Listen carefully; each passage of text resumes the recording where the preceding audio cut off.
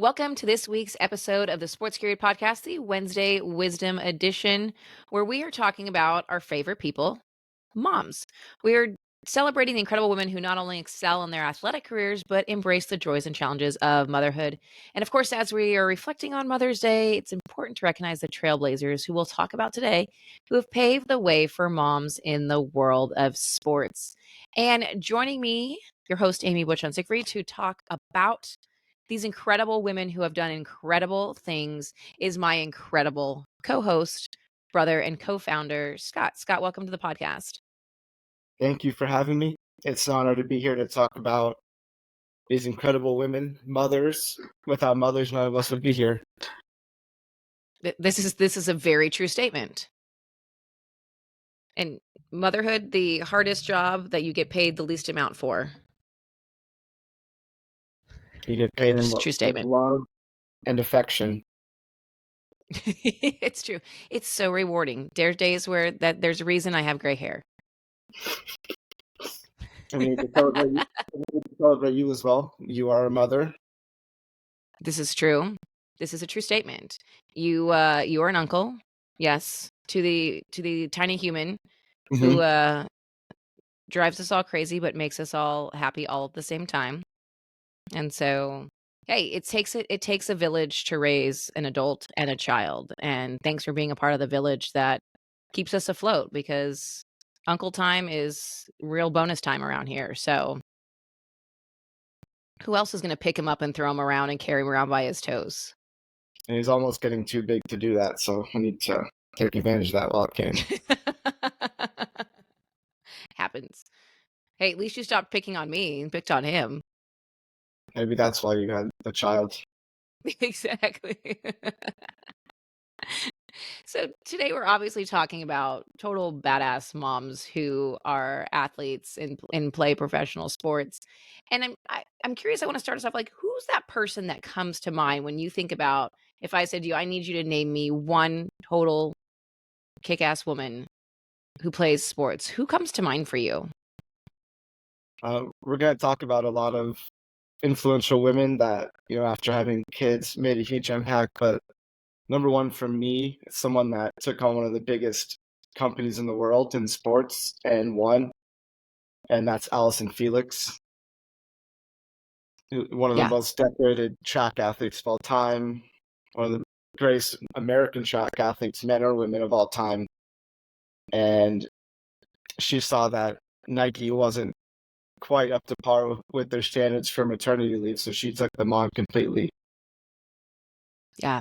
She really she is a true game changer for taking on Nike, because they were essentially saying, "Hey, you've got to get back to work within," I believe, what was it?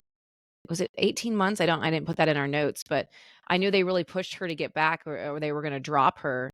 And anybody who's had a baby know you can't, your innards are moved all around. You're not even allowed to exercise for quite some time, let alone to the capacity that she would need to exercise after an emergency C-section, let alone that. So she really took on a Nike to change their maternity policy and not penalize women for having children. And especially with track athletes, they don't have, the guaranteed salaries like a basketball or soccer. So, most of their pay was performance based, which obviously you can't do when you're having kids. So that was absolutely massive work to do. Yeah, so she took on Nike, and they did end up revamping their whole maternity policy for female athletes. And then at some point she departed and she joined over with Athleta, and has done some incredible work there. Obviously retired after the last Summer Olympics, and she just had a second baby, little boy. She did. So we've got another child with her genes coming up in the world, likely to probably take on the track and field That's world by fantastic. storm in a few years. It was really interesting, getting ready for this podcast. We've researched and we've covered these women in different capacities over the course of our, 7 years of being a business and a podcast. And I found out some interesting things about Allyson Felix that I had not known before. Did you know that her secret talent is baking? I did not. Did she, She would make what does she specialize in? Do we know? cinnamon rolls and German chocolate cake, like all the good things for you. I mean, she's retired now, so she can indulge a little bit Enjoy it, right? and Um, keep the she kids also happy. she also launched her own shoe brand. I am not a track person, so I made maybe their track shoes. I didn't actually Mhm. dive in too deep on it, but she launched her own shoe brand. So she's gonna stay busy in retirement with two Of course, kids, baking talents, and a shoe brand, and a it's a lot father. going on. And other little fun fact about Allyson Felix that we can relate to: she works with her brother. Her brother Wes is her agent. Wow, another incredible brother sister duo there taking on the world. Basically, that's kind of what I'm thinking. Hmm. There, hey, no one's gonna stand up for you like your sibling. So there you go. Exactly, and he probably helped with a lot of her work towards fighting Nike. So shout Yeah, out to her brother yeah. Wes. Shout out to brothers. Hey, it's like I said, it takes a village to raise an adult. Let me tell you. Absolutely. And do you have anyone? I know we're going to go through quite a few, but do you have anyone that stands out to you at this moment? You know, one that I think I can relate to because our kids are very similar aged, is Alex Morgan. Now, she had her daughter in 2020, Charlie, and her husband is a soccer player. He now plays for Inter Miami CF, which is sort of the third tier American soccer. He's played up in MLS, and Hmm. I kind of related on multiple levels because he obviously travels a lot. My husband also travels a lot.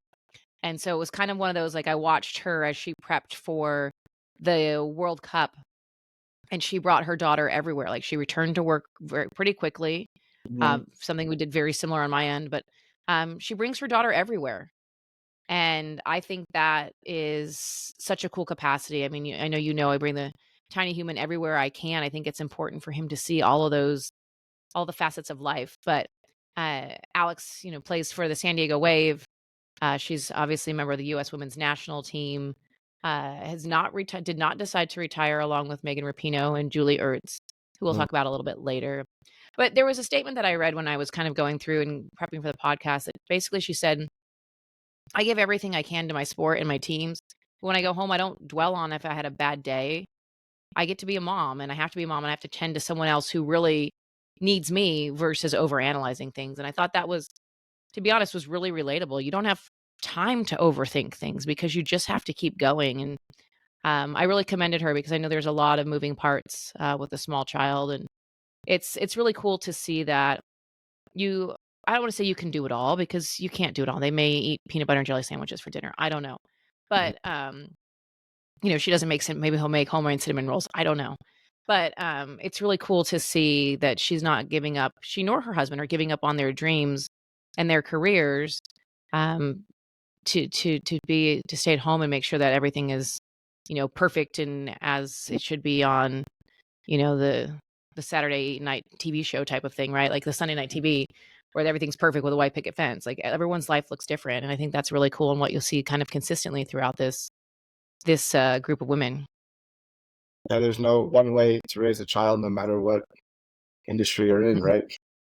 Right.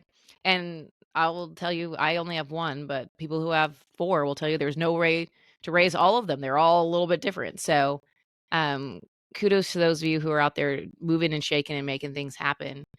Um, as we kind of look through this list that we have in front of us, oh, one thing I was going to mention about Alex Morgan, I forgot. I read that she listened to Mother's Daughter, Miley Cyrus's song that basically is just, I'm a badass and I'm gonna go out and my mom taught me to break the glass ceiling. And she would listen to that en route to every World Cup match this last World Cup. And I thought that was kind of cool. Like, what a fun sort of tie-in all the way around. And so that, I thought that was pretty cool. Maybe we'll have to drop a clip of that into the podcast if I can figure that out. But let's talk about, we have this incredible list, and it doesn't do justice to the world of sports and these women, but maybe we start with I Do you don't know. think Let's start with the basketball? WNBA, right? We have a lot of athletes. What's that? You read my mind. Let's jump into basketball. There's quite a few we can Perfect. discuss. So talk to me about Skylar Diggins Smith. So she's got one of the most unique stories about becoming a mother. Back when she first became pregnant, it wasn't necessarily highly looked upon to be pregnant in the middle of your career. So what she did, she did actually hide her pregnancy for an entire season. And during that season, she became an all-star. I think she might have led the league in scoring. Like she had this amazing season and chose not to tell anybody she was pregnant. And just in order to keep her career going, which is one of the Yeah, and she's now with the Seattle Storm. She has 2 kiddos now, but she was really instrumental. We talked about Allyson Felix being instrumental in the maternity leave with Mhm. Nike. Skylar Diggins Smith was very instrumental in the 2020 agreement that the WNBA signed for with that had full paid maternity leave. It had fertility and adoption services included as benefits for these athletes. And also Mhm. this is the same one that we talked about if you were around in 2020 that had improved travel conditions for WNBA players like premium economy seats and getting their own hotel rooms, which was not something they had done before. And so, but it was critical to see this piece really in action because they did give a raise in salary at that point in 2020. But as we've learned from watching Caitlin Clark and her classmates in going into this year's draft, that the money, the salary isn't huge, but some of these benefits like paid maternity leave, fertility and adoption services are huge and are critical and such a big piece of the overall package of playing in the WNBA. Absolutely. And Skylar was one of the main reasons that got passed. So at least any player who, does get pregnant and does have to have a child at least has guaranteed money and doesn't have to worry about. Yeah, it's like I said, it's a lot. There's a comeback period where you have to get yourself back into shape. And I remember after having the tiny human, someone said it was frustrated, right? It was 3 or 4 months in, and pants still don't fit. And someone said to me like, it took 9 months to get your body this way. Give it 9 months to get back. And so you think about that in terms of training and all those things. There's really a period that you really do have to work up to that. And you have to be able to try to figure it all out, right? You've got to be able to make your salary and all those things, but you also have to be able to give yourself a little grace. And that's very hard to do, especially as type A women out there kicking butt and taking names. Now, one story I want to talk about is Cheryl Swoops. Now, Mhm. I didn't realize this whole story, I think, because I don't really wasn't really in the space when the WNBA became a league, but she was the face of the WNBA, and then she announced she was pregnant, and then she appeared on the inaugural cover of Sports Illustrated Women, and she was pregnant holding a basketball next to a headline that said, "A star is born. Both Swoops and the WNBA are due in June." And I thought it was really cool that I was really doing deep dive on this, that her agents and her team, Charles Swoop's team, really leaned into her being pregnant versus ignoring it and pretending, this was going to be a demise in her career of some sort.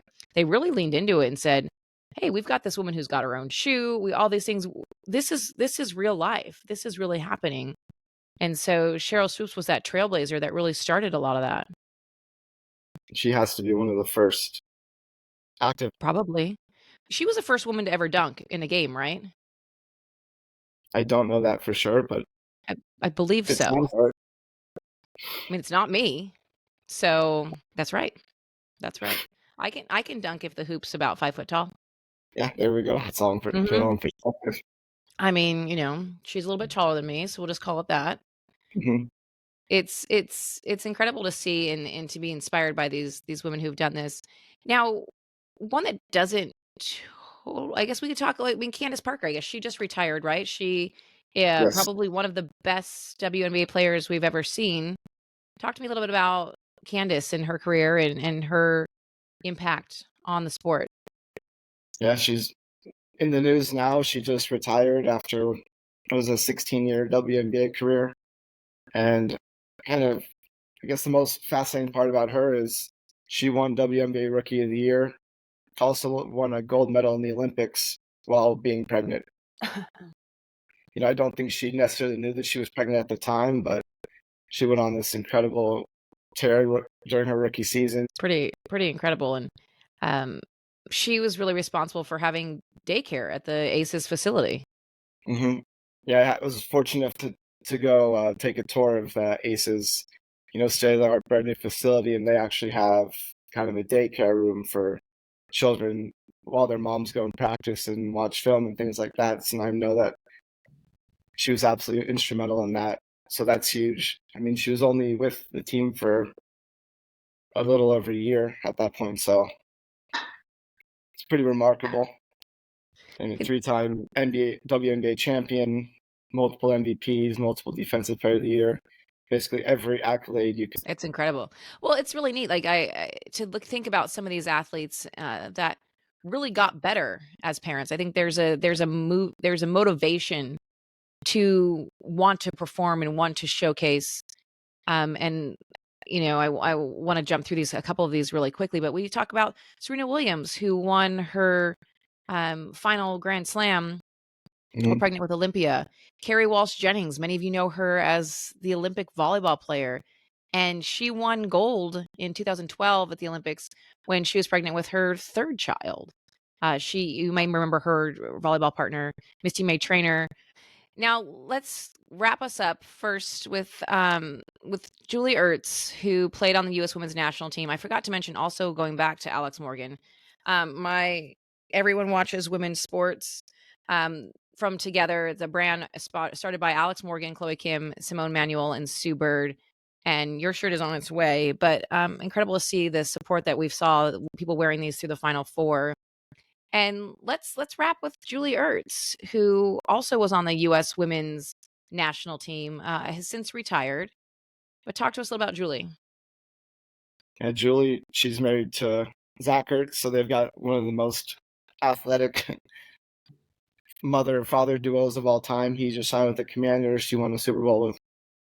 So he's also a stud, but she's probably the most impressive out of that relationship. Playing on the U.S. Women's National Team, winning gold medals, World Cups, NWSL star. She had her child, and I think she just had her second child as well. She's pregnant with her second child due this summer. Yep. She's pregnant with her second child, so they're going two athletes coming into the world. So well, and I also that's Kalia and JJ Watt, right? Like they're the genetics of two amazing athletes. That child is born to play piano. Just kidding. Yeah, well, it's incredible to see that these women continue to push forward. And so thanks for allowing us a chance to highlight these incredible women. Hopefully these are great conversation starters as you talk through Mother's Day and all the incredible women's sports that are happening with the WNBA season launching on May 14th. We have so many incredible things to highlight. So stay tuned for all of that at lastnightsgame.com. Do you have anything you want to wrap us up with, Scott? Just real quick, I'm going to give a shout out to the tennis players. There's so many that have followed. Serena obviously was a huge impact on tennis players having children. This year, the Australian Open, there was 8 mothers that were in the field, which is incredible. The tennis requires so much travel, so much international travel. So for them to come back and play after giving birth is remarkable. Number one, Naomi Osaka, 4-time champion, came back. Caroline Wozniacki came back after 4 years away from being away from the game. I'm here for it. Ladies. Keep on going, onward and upward. We've got this, and continue to raise the visibility and make sure you watch those women's sports. Make sure you buy the merch. Make sure you get excited because that's what's going to continue to drive these leagues to continue to push for great opportunities for these women. So thank you for sharing that. Happy Mother's Day. And for those of you who are in different situations, grandmas, your mom might not even be here on earth with us anymore. We thank you. You're incredible. And we love you all. Thanks for listening. And happy Mother's